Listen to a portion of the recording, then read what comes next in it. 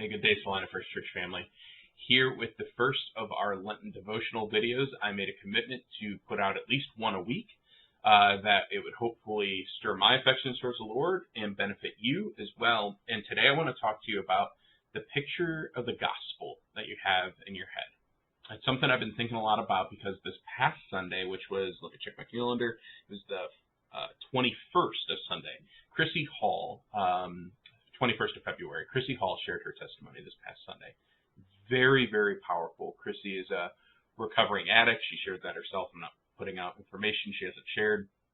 And the Lord met her in prison after she had just been sentenced to her fourth prison term for 33 months. If you haven't seen the video, I would encourage you to do so. I don't want to recap all of Chrissy's testimony, but it was very, very powerful, very moving.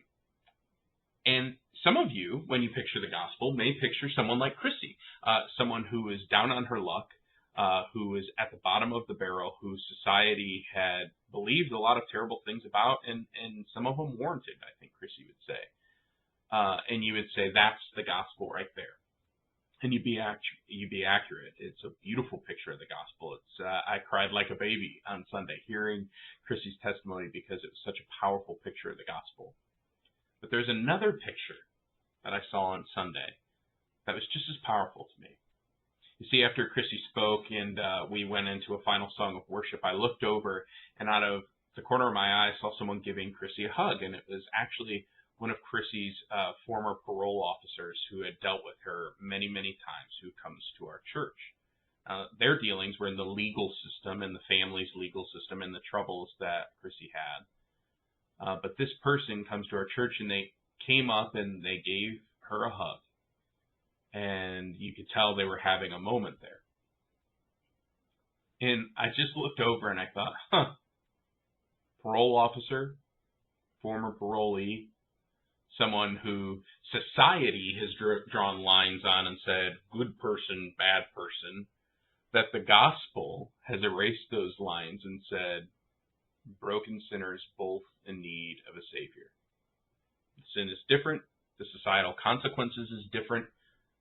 But both of these women find themselves seeking Christ together now. What we think of when we think of the gospel, when we think of God, the pictures we have in mind are really important.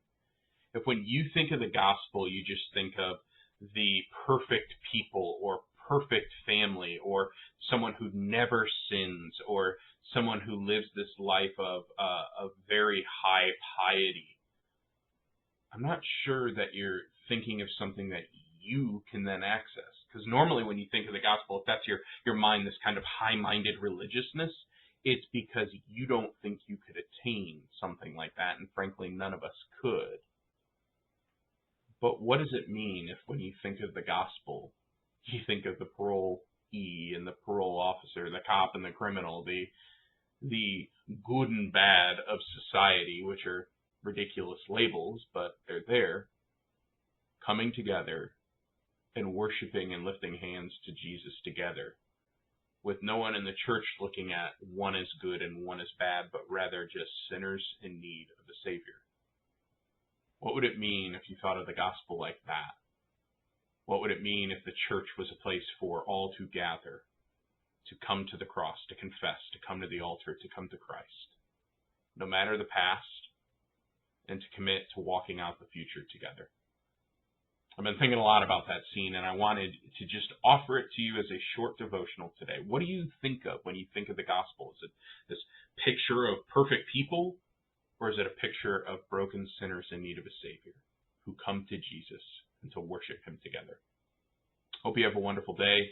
We'll see you next week with another short devotional just to get your heart and mind thinking about Jesus, His church, His gospel.